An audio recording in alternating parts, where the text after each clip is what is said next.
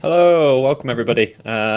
This is the third episode on the road to early access, where we kind of going through Moonfrost as it gears up towards releasing into early access. Today, I've managed to secure an hour of Ric and Gina, the co-founders of the studio's time.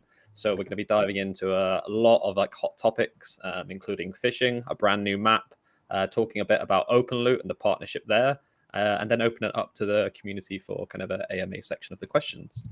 So without further ado, just want to give yourselves a quick intro. I know most of the community have met you before, but it would just be really, really cool for the new people hearing about Moonfrost, kind of who you are and co-founders of Moonfrost. Who wants to go first? I can go first. Hi, I'm Gina. Most of you probably know me. I co-founded the studio with Ric and run the studio together with Ric. I also do the art direction on Moonfrost. It's very nice to be here. Hello, I'm Ric. Yes, I run the studio with Gina. I'm much more involved in the kind of business and strategy side. And now I'm doing the Web3 economy stuff as well. So yes, fire your questions at me. The fun stuff. Awesome.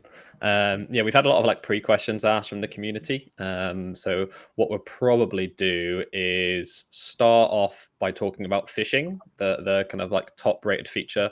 The community have been kind of updated about this throughout every 2 weeks anyway. So they're aware of the 4 different prototypes we had, how the progressions go in. But Ric has been really one of the main people kind of driving fishing. So Ric, if you don't mind talking a bit about it, I'll throw some gameplay up and then you can kind of just talk more about the feature, what improvements we've put into it since about 2 to 3 weeks ago. And then we can, go straight into the Sure. series, really. So yeah, fishing's evolved a lot. We originally had a mini game, which this isn't the latest. So they look like kind of maggots swimming around. But this is kind of what's underneath the new visuals. So the fish are actually made by interconnected pieces. So we now have nice artwork, which I think Jace was going to show you in a bit. So the gist is you've got to keep the fish in the circle. They can pull if you click. It gives it an extra tug to bring it back in. And when you get it in the circle, you start reeling it. So the circle moves towards you and gets smaller, which makes it more difficult as well. And once it gets close enough, you can pull it out. When it goes red, that's because it's escaped. And so behind the scenes, there's a bar of it's escaping. And if it escapes for too long, it will snap. And then you have to start again. The fish are all different kind of difficulties, so depending on the size of it. Oh, there you go, he's caught a big fish. We currently only have 3 fish, but hopefully we're going to add an entire range of things to be caught from various parts of the map, different times of day and things like that. Jace, is this the latest version you've got? This was on when we did the Friday internal playtest. Okay, fine. Yeah, Okay, I've been well, using the build for the new map, so I haven't managed to kind of capture new content yet. But we will showcase that. Well, probably tomorrow, later on next week. So it should so be yeah, it's trying to be immersive. We were looking at lots of other kind of life sims. So, well, Stardew for one, Chef RPG has a very nice one, Sea of Stars, and yeah, we wanted to come up with something which was at least as good as those, and also kind of took place on the map to kind of keep the immersion up. I think it's good. I'm pleased with it. But yeah, the fish here, the new ones look awesome. They look genuinely like fish. But yeah, right now they look a bit maggoty. Yeah, no, I think that's with this kind of series we've started. So the road to early access, it's not all about showing massive polish. It's kind of showing like the raw side of dev. So I'm excited to showcase the brand new stuff we've got. But no, yeah, I think it's good to highlight this element because it's not just like boom, it's done, it's perfect. The mechanics of fishing is growing massively. So Chase has disappointed Rick by not providing us up-to-date footage. That's just So it's more to show off in time. Yeah, no. You've seen how it's evolving through, well, I guess Twitter and other places. So yeah, it's got to a place where we're happy now. We just need to figure out all the collecting menus and quests and so on. And so I think this is going to take up. Right. This is going to be like farming in terms of what it offers in terms of content. So now there's a lot more to do in the game. So as well as the farming and building and cutting down trees and mining and stuff, this is one of the big missing things. We've got plans for other big features coming. Ideally, combat I think is going to be the biggest. But for now, yeah, this is the big thing of the moment. Yeah, definitely. And I think it's been the most highly rated feature since we started doing like a community sentiment checks from like AR2. So a year ago, obviously, we released Alpha Release 2. And ever since then, everybody has wanted fishing. So this is definitely a feature we needed to get right. So initially we wanted to release it in February, but like it just wasn't to the standard we wanted it to be at for Moonfrost kind of like premium gameplay experience for this mode. So we're excited to almost get it in your hands. I've spoke to Mike, our producer, and he said we should be getting this next week. So the community, so people will be able to start playing fishing, give us some feedback. Let's see all the updates, Rick, so don't worry, the new stuff will be in. Yeah, the reason it's delayed is because we binned the original version. The original version had this thing where you reeled it with the mouse, and it was... They've seen it. Yeah, they've seen every single iteration the community have seen, so they are fully aware of what fishing could have been like. But hopefully people prefer this version because the team have put a lot of effort into it. And it's really fun. I enjoy it. This is me fishing, by the way. I'm not right now. It's pre-recorded. But yeah. Cool. Is there any questions on fishing? Like Rick is probably the person to ask in this. So feel free if you have any questions now on fishing. If not, we're probably looking at kind of jumping into the next like gameplay feature, which is a brand new map, which Gina has been heavily involved with, and it is massive. So we'll just see if anyone's got any questions related to fishing. Before jumping in. Otherwise, you'll start to see how bad I get at fishing because I miss a few of these. So save myself embarrassment. It does get hard though, the fishing. Like it's pretty challenging, but it's good. It's fun. Like I've never really been someone who loves fishing in other games, but I was playing this the other day, and I was playing for ages. Like it's quite addictive. No, it is, and I think that's obviously right now we've got the core features in place, but like when we actually start to add that kind of difficulty lever and different rods and different lines, and slowly when we introduce new fish and new mechanics of potentially like bait, I'm probably going to be chase goaling personally to get the best equipment to make fishing easier. But some people quite like it hard. So we did have some questions coming. So PT, what has been the biggest challenge with implementing fishing, and why? Do you want to answer this one, Rick? I don't know, because it's been a very iterative process. So we try one thing out and then hone it and then add another thing. So we've gradually got to where we've got. We had 2 different ways of doing it. So originally it was like, do you pull the target to the fish, or do you pull the fish to the target?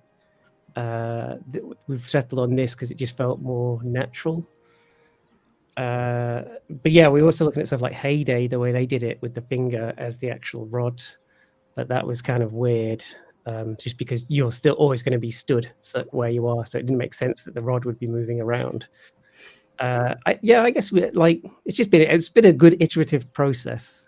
I think the hardest part's been like some of the fish have been really difficult, or it would take forever to catch, and it became just like impossible, but it didn't end, and all these kind of little things which we had to just figure out from playing it basically. So it's in a pretty good place at the moment, I think. I'm sure there's still little things we could improve, but yeah, we'll be listening to any feedback from players to try and kind of make it better. Yeah, no. You can't raise fish. I see a question there. No, that'll just be catching them, I think, for now, certainly. Yeah, cans and seaweed and trash and stuff like that. Yep, definitely should have some of that. What else? Any questions there? No, I think so. Yeah. There's a lot of questions coming about fish. So, can we raise fish? Are there any secret fish to catch or a secret loot? What are we going to do with the fish? And then other gameplay stuff. So, Andoni, we're gonna show gameplay in a minute with Gina. So we'll just finish up fishing first. But essentially, fishing is not just going to be like a set amount, or there is going to be a set amount of certain fish, but there will be new things to unlock, just like anything else in Moonfrost. So like we've introduced something called the collection album, and part of this is like player discovery. So we're going to tell you there's, for example, these 3 fish, a small, a medium, and a large, or big, but there is other things to catch. So like you will need to find this out as players, because I think that's going to be part of the funnest experience, is playing it and discovering it for yourself, and the community sharing it. So yeah, and then what you're going to do with the fish, they'll be part of like the task system, and obviously we talked about the new orders system, and then later on down the line, we'll probably look at introducing like new features related to fishing. So cooking, for example, would be a prime example. I don't know about pets. That would be really cool, but we haven't kind of dived into fish pets. So awesome. Should we jump into, because the video's just stopped anyway, the new map? And Gina, do you want to take the lead on this? I'll play it right now, so just tell me what you want me to do, and we'll do it live. So. Yeah, all right. Well, first little caveat, I guess, like we've been working on this map, and actually I haven't been able to get into the map for ages. I think we've only managed to fix that like yesterday or something. So Jace is going to be playing the map, although I've been building the map. I haven't actually managed to play through it yet, so we might encounter some problems along the way, but let's see. So I'll wait for you to get there, and then we can chat about it just a little bit. So you're going to be accessing this map via your farm, and we're introducing something new here, which we haven't done before, which is basically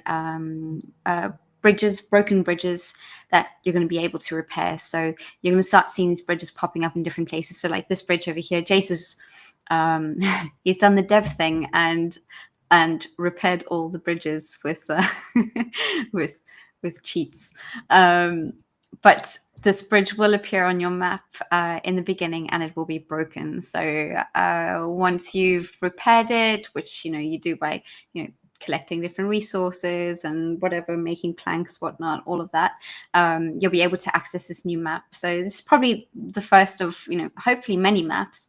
But the idea with this is it's a big new space for you to explore. So there's going to be a lot of different things going on here. And for the most part, it's a resource map. And we've decided to do this partly because resources are not going to grow as fast on your farm. You're going to be able to clear out the farm very quickly and then need more stuff. So you're going to come into the mountain here and you'll be able to find all sorts of different things, from like gold and minerals to just basically everything that you might need. There's going to be a lot of different fishing spots on this map as well. You might encounter some NPCs on this map as well. So there's a lot of different sort of things here. We're still busy polishing this up, and adding a bunch of things. You're also going to be able to find a lot more of these broken bridges on this map. So the idea with it has been that sort of like it's a tiered map, and towards the bottom of the map everything looks a lot closer to what it does on your farm. And then the further up you go, we're bringing in new tile sets. And if you don't know what that means, that's basically just like all the ground tiles that we've been painting, things like that. So it's new terrain. So the further up you get into the map, the colder it's going to get. So higher up in the mountain, you'll start seeing things like snow, stuff like that. You're going to go through a little bit of a cold patch where it's more like autumn grass and autumn trees, until you're like really in the depths of the snowy mountains kind of thing. So that's been how we've been thinking about it. And yeah, there's another one of those bridges. Oh, there we go. You've got a bunch of bridges over here. So these are all basically going to be broken, and you're going to have to fix these up to access these different parts of the map.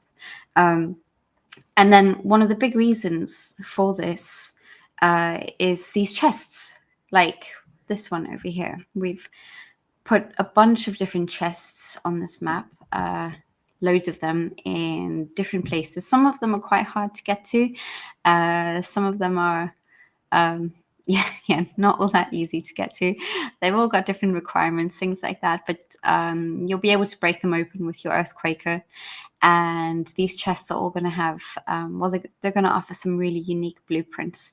So you'll be able to get some stuff on this map, which is hopefully quite special. So it should be an exciting new place for you to visit. And then obviously, like you've seen fishing now, there's going to be loads of fishing spots here.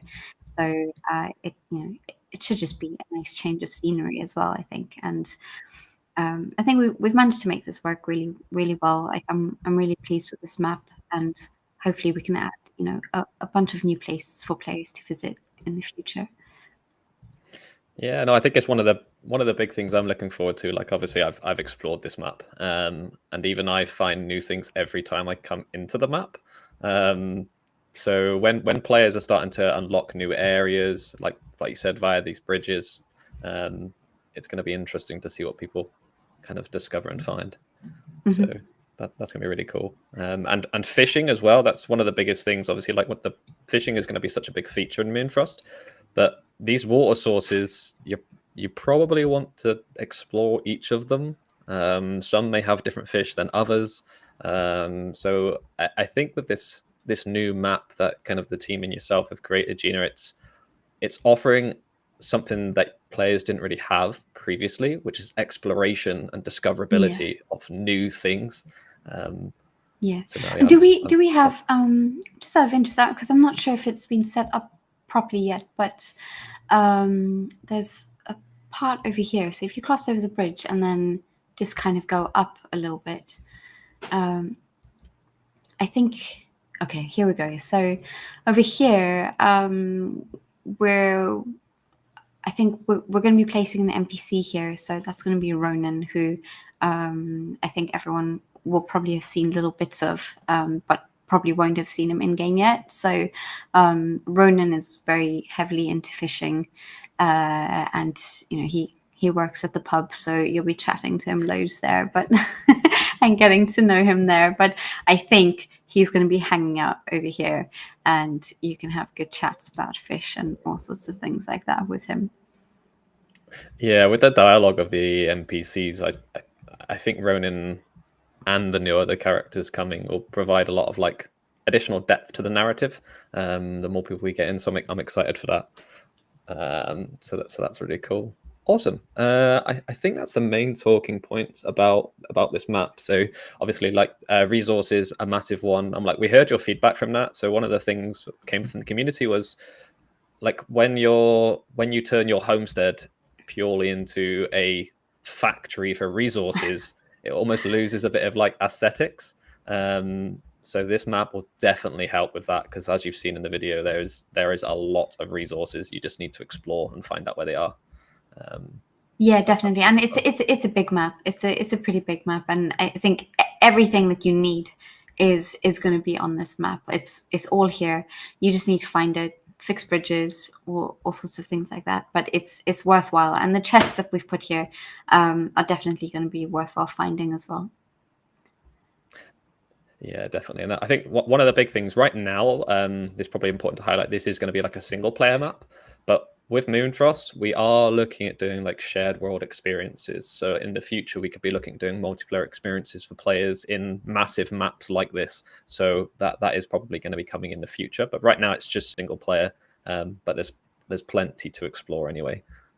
So you can't really complain of that part. Yeah, there's going to be a few things I still need to add to this. So everything in this map has been placed, pretty much by hand by myself and Danny, one of our designers. Joe's come in and done the waterfalls and things like that. So, but yeah, like I said, there's a few things that we still need to place. I think we've been setting up mushrooms as something that we should be able to collect. I'm not sure if that functionality is in yet, but they'll be used as, an ingredient further down the line for different things as well. So there's going to be different areas where you will find like new items that you've not been collecting previously. So things like clusters of mushrooms and stuff like that as well. So lots of exciting things coming. Awesome. We'll probably jump into some a little. If anyone has any questions about this map, let us know. We have just found a bug, so on stream, so the bridge has disappeared. So can you rebuild it? Yeah. So if I did the proper build, it'd probably be all right. But yeah, I'll just run down here. Back to the main homestead. So that's where you're going to be finding kind of the mounting. The new map is on your homestead, like Gina said, and bridges are kind of a new thing we're putting into early access. So be on the lookout for that. And then so each bridge will require different resources. So it all links back to kind of progressing through Moonfrost. It's slightly changing, but it should be more fun. And there's more reasons to do that. We haven't kind of gone too much into progression of Moonfrost and how it's altering for early access, but we won't do that on this stream because we don't want to give away everything on today's stream. Awesome. So if you have any questions about that map, please let us know. Luke, you said, where's your armor? We don't have cosmetic items in Moonfrost yet. So, but that is because Luke runs or is one of the core team of Medieval Empires, and he always wears a suit of armor. Well, not always, but essentially it's like me with chickens. And I do have some chickens next door, so I might need to go and get some of them. Awesome. What I'll probably do now is I'm just putting fishing back on just because nice to chill on the background. We're answering some community questions, and we can go into the next section, which is talking about our partnership with Open Loop. But first, we'll go through the questions from the community. So Nina Mary said, will the fishing rods and baits be different on the mounting map, or can we use the same ones? Sorry, say that again, please. So with the fishing element, obviously in the video we're fishing on our homestead, but can players fish in the mountain map, and will they use the same tools, so the same fishing rods? Yeah, definitely. There's going to be loads of fishing in the mountain map. That's why we've put so much water in the mountain map. And if you missed it, like I said, you'll be meeting Ronan out there as well. So he works in the pub and he really likes fishing. So you'll be able to catch fish with him as well, I think. Yeah, and in addition to that, certain fish will exist only in certain areas, and also some only come out at night. So yeah, if you need to catch certain things, you'll kind of probably have to go to the wiki and find out where and what time of the day they'll be at those places. Rick just also dropped some alpha about a wiki, so yes, we will be creating a wiki. We wanted to do this a while ago, but we don't want to make it too early until we've kind of got all the core features in. But yes, we will be having one of them, so that's awesome. Another question was, can I go boating here? So in other words, can people go on boats and fish on a boat? And additionally, wildlife. So they saw fireflies in the trailer and things like that. So we'll kind of, can you talk about that? So we've got such a long list of things we want to add. Boats has been on the list for a while, but no boats right now. Fireflies, to be honest, we have fireflies in the project somewhere. It's quite possible that they got lost at some They're point small. because Like, it's game dev, and we put things in and then we lose them and forget about them. So there's a few things like that, and sometimes we remember them. We're like, oh yeah, we did have that, didn't we? So actually, that's a good reminder. Thank you. I will have a look and see if I can find the fireflies, because then we can add them in, and that might help for like future things anyway. Because like I know in the long run, like we have spoken about things like bug catching. I don't know if that's something we will do, Yeah. but it's things like that always is helpful for those. All I'm thinking is just everything relates to fishing. I'm really, really excited for fishing. So like the dragonflies we can see on the screen right now, the fireflies, all I'm now imagining is using that in real life to fish with. So hopefully I'll push for bug hunting, but we'll see. I only have so much swing. You both are the founders. So cool. So we've got a few more questions about the map. Everybody seems really, really excited for it. They're really, really happy. So that's really, really good. About the new map, the new gameplay additions, about the bridge. So PT says, question for Gina: if a player wants to customize their world, would you consider allowing it? So let's say if a person wants to build stone bridges instead of wood, could they? Yeah, so I think not at this point, and for the bridges specifically, because you're not just building bridges. We can't just let players build bridges, because otherwise, basically, you're going to access parts of the world that like you shouldn't be in, like where the world just finishes or whatever, and then you'll drop off and just be falling forever, things like that. So at the moment, it's less that you're building bridges from scratch, but you're fixing bridges that are broken. So what you see there is going to be like a broken wooden bridge, and there'll be different requirements, different resources and things that you need to be able to fix that bridge. So in the long run, I think we probably will have things like broken stone bridges as well, rather than just the wooden bridges. And I think we've made a bunch of those assets already as well. But you probably won't be able to customize them, at least not now. Yeah, no, that makes sense. It's we want to do so much from Moonfrost, but right now we're just making sure we're getting the core features in, and then we can kind of develop from there. King Retzel said, "I want to see the whole story about Moonfrost," which there is something coming for early access, which we won't speak about on this, but it will help with the understanding of the story of who you are, what you're doing in this world, and you'll be experiencing this before you kind of play. So yeah, that should be fun.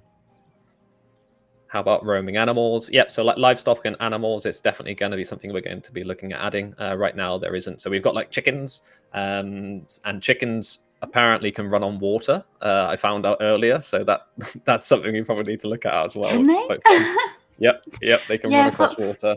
For the animals, we built quite a bit of like the AI and the intelligence for our different animals. So we started with chickens just because they were the simplest, but there's a lot of the kind of systems and things that are already in place for us to have animals. This is, again, it's just a case of us prioritizing different things, right? Because we're such a small team, so every time we decide to do one thing, it means we're not doing another thing. So like here we've spent the last few weeks or however long it's been, like really focusing on fishing and trying to get these things to you guys. But yeah, animals are coming, definitely. Yeah, so that's a lot of people want animals and pets and livestock, and that will come, like you said. We all want this. We all want this. We all want pets, definitely. Add cats. Yeah, this cat human is definitely want some cats. So that's really, really cool. So in other words, like there is a lot of things we want to do with Moonfrost, and there'll be a lot of things we add, but it's just going to take time. Like everyone knows this, and this is why we've been building kind of with the community, listening to you. So what features do you want? What features do you not want? And kind of factoring that into the live progression of Moonfrost, which most games don't do. So it's really, really exciting.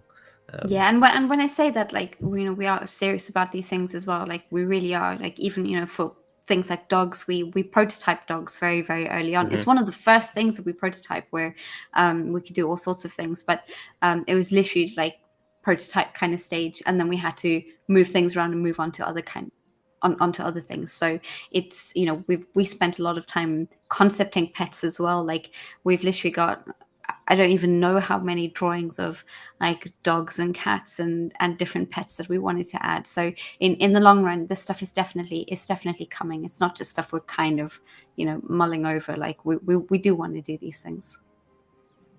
Yeah, no, so it's exciting, and I'll make sure I share some of that kind of like concept so people can see like we have been thinking about these features. They have been in progression, and that was one of the questions which I'll jump into the AMA part, moving into shortly, was about how. Well, I'll ask it now just because it feels natural.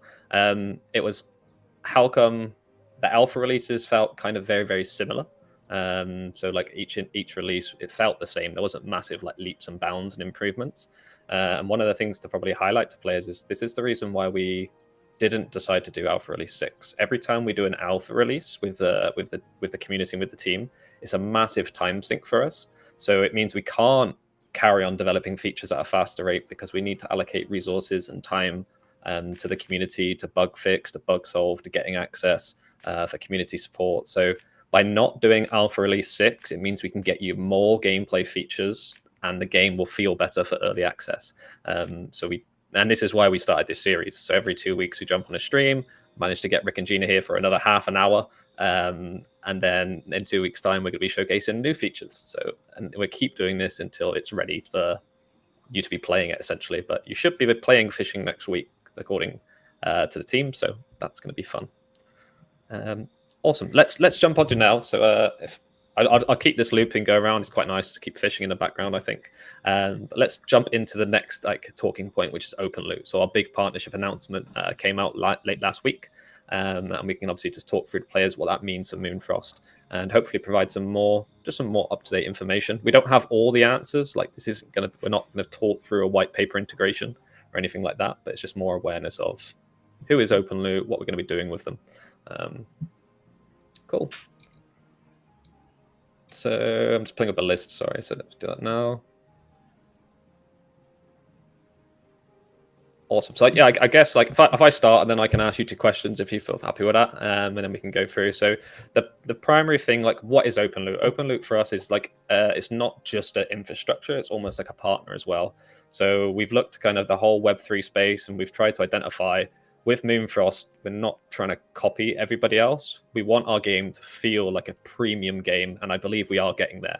And OpenLoot helps provide us with the infrastructure and partners support to make this game accessible for Web2 people, but utilizing Web3 as an optional and meaningful manner. That's one of the biggest things we're doing with kind of why we chose OpenLoot, because it essentially deals with all of the crypto wallets, the gas fees, the complexity of the blockchain, and people can just log in and play. And that's it, which is fantastic. Because then we can actually onboard traditional gamers if they would like to be onboarded to the blockchain. Awesome. Sweet. Let me just go down to the questions. So CJ asked at the moment, so with the OpenLoot partnership, obviously it's exciting news, but will we be able to use like non-custodial trustless systems when we start playing in early access? Who wants that one? Do you want me to answer that? Yep. Right. No, not really. I think like OpenLoot, you're going to have to use OpenLoot.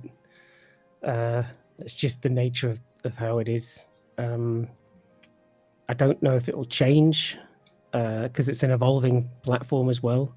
I think it's going to be fully on chain at some point. At the moment, it's not on chain at all. But yeah, it's easier to just kind of keep everything within its own ecosystem. So that's just how it is. Yeah, and I think that's something we've always liked about Web3. But the big thing for us is we're a small indie studio, so we need to leverage kind of infrastructure which partners can provide for us.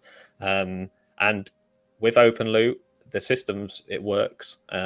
We understand there is some pain points for some users, but like these pain points, like for example KYC, it's mandated from a sanction, or like as in law. So it's not OpenLoot trying to like not allow those types of players in. It's just how the world is at the moment, which sadly we live in a kind of a world of instability at the moment. But when those sanctions do get lifted, which they will eventually, it'll be essentially everyone will be able to utilize OpenLoot platform. So we're really looking forward to that part. And if we can support anything else, we can look into it. But right now, we just need to focus on the core product of the game. So, yeah. Yes, it's also worth just saying, I think, that like we're not just coming to the OpenLoot platform, right? Like we are partnering with OpenLoot. We are working very, very, very closely with the team at OpenLoot. So, you know, they know our team. They're talking to us like practically daily at this point. We're working together with them to find the best solutions for Moonfrost and for our players. So it's literally, it's not just like we're going to OpenLoot and like, you know, it's just being put up on there and we're being left alone or whatever. Like we are working with this team to make this the best experience for everyone. Yeah, no, I think that goes nicely into the next question. So like most of the points that, so I'll start off. Majority of people seem very, very happy with the news. They think it's a really, really good thing for Moonfrost, for our growth and everything like that. There are some people that are like obviously concerned because everyone's got mixed opinions. One of the things people say is about the KYC system on OpenLoot. So what we can tell you honestly is we're working with OpenLoot to understand those pain points further. Like they've got other games on the platform with good user bases, and they've highlighted this KYC issue kind of several times, even if you're not from a sanctioned country like CJ stated from Canada. So one thing we will say, like we are partnering with OpenLoot, we're working with them very, very closely, but Moonfrost is still being developed by Oxalis Games. Ric and Gina will always be the founders of that studio, and I'm going to be the community like lead handling it. So if you have an issue with something like KYC, you'll be speaking to me directly, and then I can talk to OpenLoot. So like communication that way won't change at all. So it has never changed with Moonfrost. If you have an issue, you speak to me directly. Most of the time we speak about it in public, which is not most things people do. And we handle that essentially just to build trust of you as well. I think it's very, very important for the community to understand they are heard. And if there is an issue, we will fix that issue. But it's going to be very exciting working with them. There is probably going to be some teething issues, which is completely understandable. But we will have the community's like interest at the center as well. So we will be using their systems though. So we are limited in some manner. Awesome. A next question about OpenLoot is, do we plan to use OpenLoot's infrastructure to release any NFTs or tokens, or are we going to use our own? Yeah, we're very much another game on OpenLoot now. So we will be doing things in the same way that Big Time and World Shards and Boss Fighters have been doing stuff. So yeah, we'll expect some loot boxes to appear soon, and premium currency. They're the main things. We have a whole kind of load of NFTs basically that are ramping up for the kind of next big release, and lots of earning.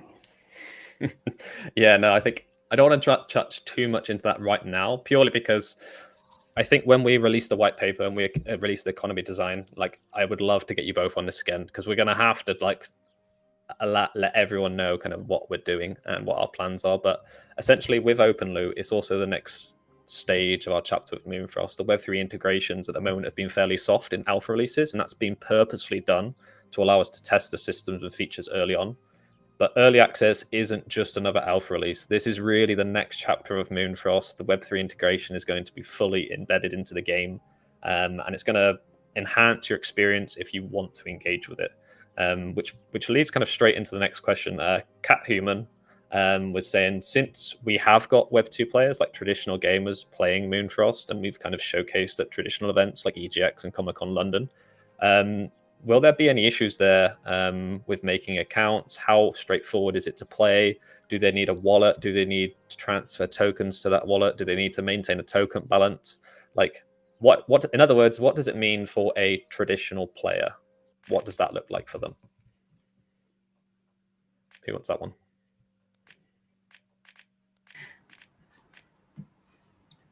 I think this is a big part of why we went with OpenLoot, right? Is to make things really nice and simple, to make things really easy, because we know we do have a very big traditional audience as well. So, the platform offers us a lot of different things that will just make this experience hopefully as straightforward as possible. Yeah, no, and I think that I think you've summarized it really well, Gina. We chose OpenLoot for a reason. Like they are obviously proven to be very, very successful in the industry, but they also, for a traditional gamer, you don't need to engage with any of the Web3 elements if you don't want to. But if you do want to, it's super easy. So if you want to buy like an NFT or buy an item in game, which is an NFT, you can use fiat on-ramps, which essentially means you can pay with US dollars. You don't need to create a wallet. That's all done on your account system. You don't need to KYC to buy things in the game like premium currency. Like for a traditional player, you log in, you go into Epic or OpenLoot, you create your account, you play the game. You can monetize in the game, you can have fun, you can do whatever you want in that game. There is no need to buy tokens on a third party, transfer it across multiple wallets and things like that. So that was one of the really big things for us, right? Was that we can make use of fiat payments through OpenLoot, because Moonfrost is a free to play game, right? Like we're offering this game to all of you to play for free. But we know from having played games and things like that as well, just how complex it can be to connect wallets and do things like that. If you're not someone who is, who has a good understanding of Web3 or any of these things. So we wanted to make sure that this is like I said, just as simple as possible. And, OpenLoot gives us that. Yep. Yeah, exactly. And I think one of the things we are looking at doing is like updating everybody on this. We're making a new white paper. Like we said previously, we're probably going to be updating like the roadmap. So if you want to dive into the Web3 elements, there will be resources to do so. You can probably, as I know a lot of people will do, will start to min-max everything. They're going to tear apart our economy design, try and find what's the best way to kind of earn certain elements of the game. And that is absolutely awesome. We are all for that. But if you want Moonfrost to be long-term and sustainable, the Web3 space is still very, very small. And we need Moonfrost to be a premium experience for a traditional gamer. And this is the reason why we've kind of partnered with OpenLoot. We believe their services can help us get Moonfrost, have a mixed user base of Web3 and traditional gamers, because we've already got that already with the community. So super exciting.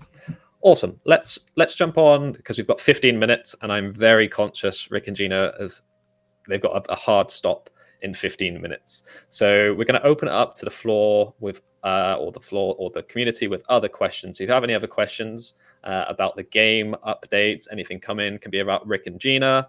You can also keep asking when chicken, and I can go run and grab a chicken. Whatever you want, we can talk about. But whilst I'm waiting for those questions to come in, I'll pull out a couple of the pre-asked ones from the community. So I'll start off with one. So it's going down the list.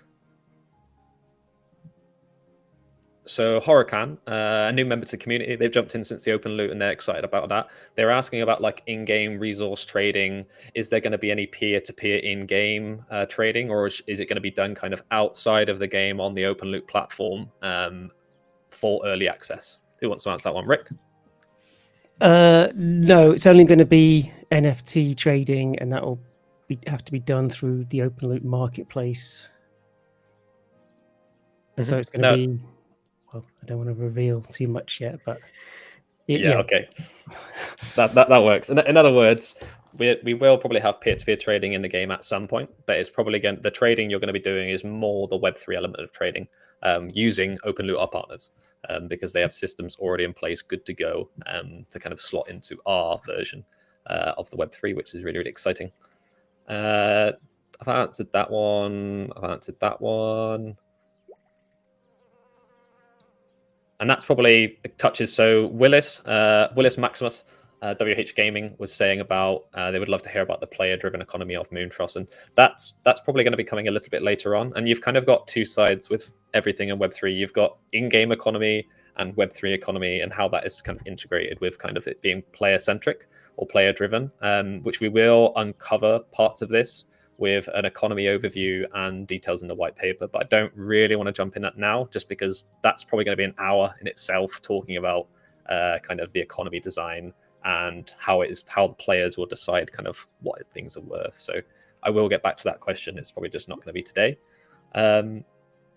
Nina Mary has asked. This is quite a hard question. So this one, I'll see who fields it. But what do you not want the game to turn into? So obviously, like Moonfrost started in one direction. Like, so what would you not want Moonfrost to turn into in the next 1 to 2 years?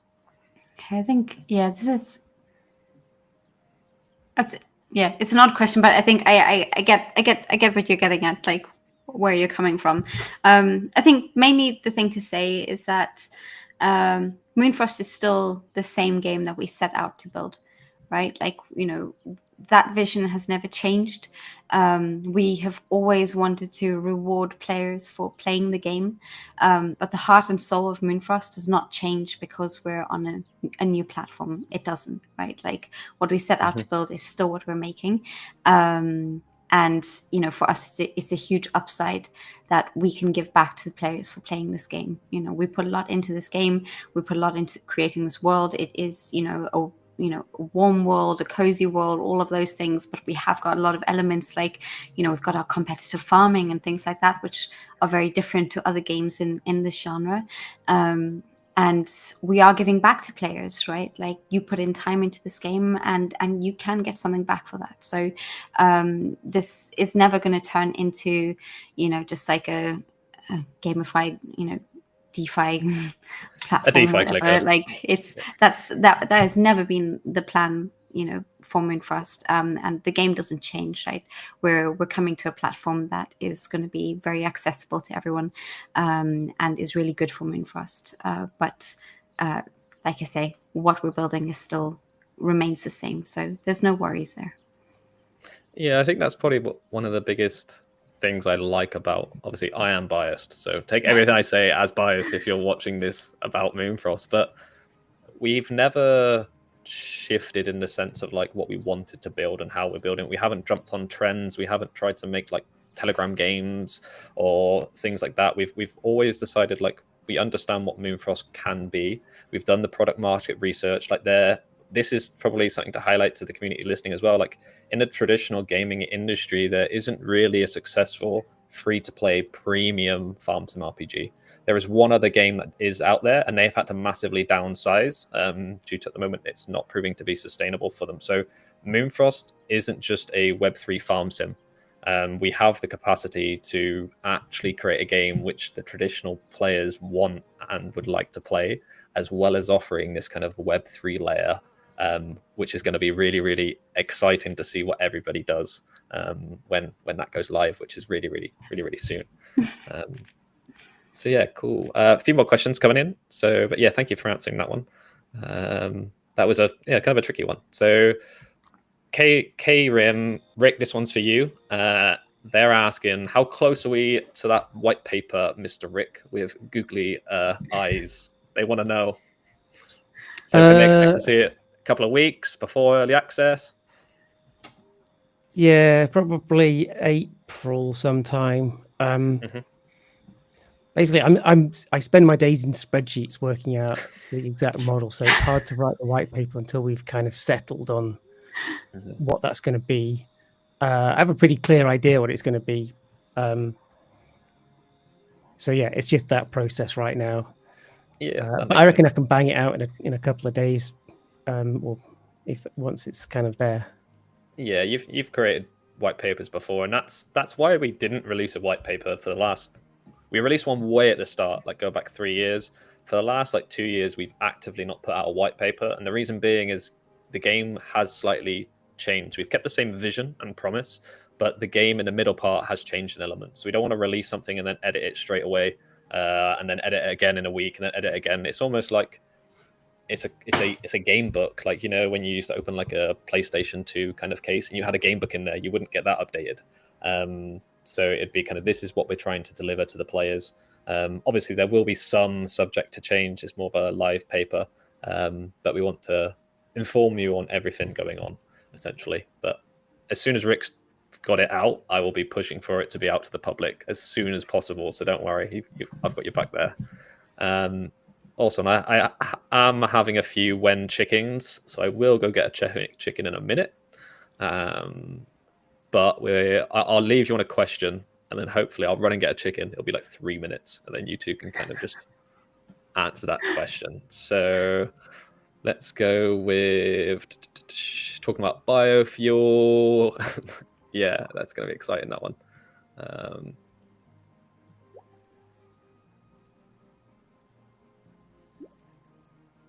I think we've answered most of them. I'm just going through it. There's a kind of a few repeated questions, so I don't really want to kind of repurpose or re-go through it, because we will be providing a blog summary of this live stream, and this live stream is going to be up anyway, so players can rewatch the whole thing. So that's fine. That was about kind of Web3 integrations again, which we've kind of covered that as well. In other words, there was a question saying about from Layla. When a game sets out to have Web3 features, it ends up receiving thousands of people that don't like the game, who are only looking to be rewarded. How did you deal with this? This might be a good one, Gina. You covered it when we had a chat when we were in this office the other day, but maybe you just want to like recover that when I run and grab a chicken real quick, so give me some time. But essentially dealing with kind of people that don't like certain type of games, and how Moonfrost, we're trying to build something which we believe in and other people do believe. But I'm going to leave you with that. I'm going to be 4 minutes, so that's your time, Gina. 4 minutes max, Jace.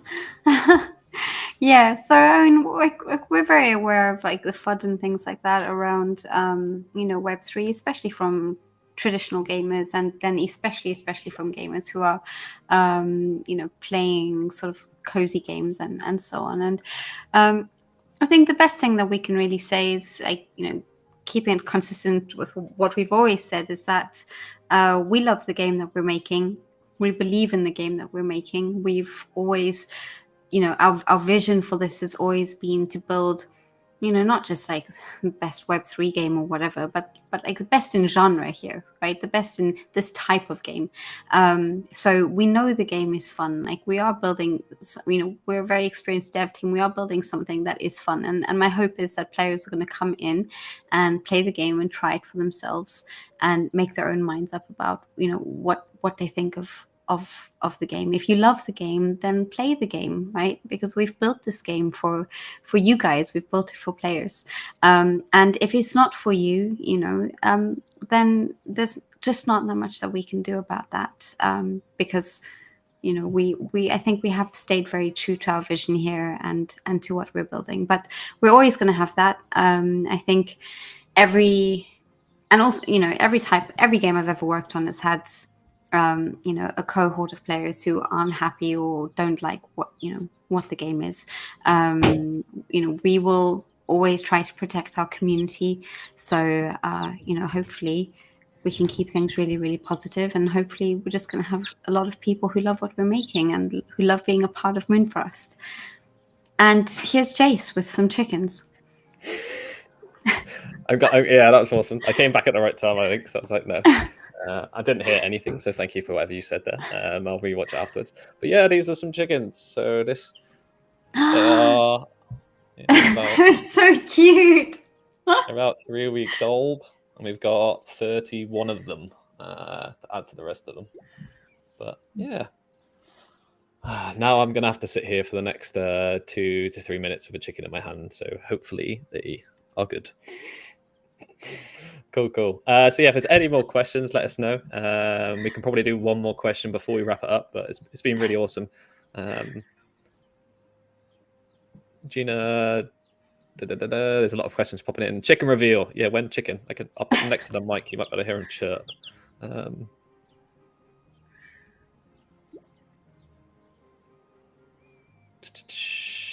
When chicken? There is a chicken. Cool. Willis, you've asked, will early access have a play to airdrop? This is a very big question to ask right at the end. So Moonfrost's economy and game will be live service essentially at that point.